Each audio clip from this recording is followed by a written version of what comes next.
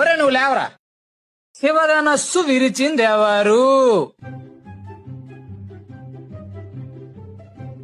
చెప్పరా, శివధనస్సు విరిచిందెవరు? Sir I don't know sir.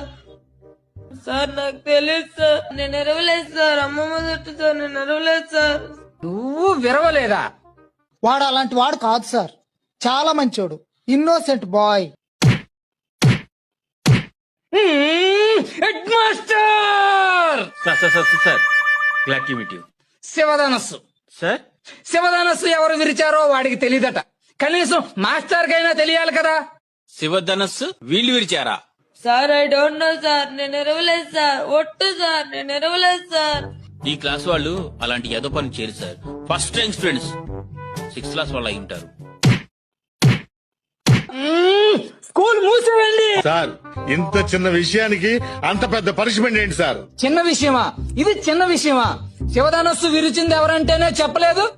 Okay sir, చెప్పలేదు. అయితే శివధనుసు విరిచేయడం స్కూల్ మూయాల్సినంత నేరమా?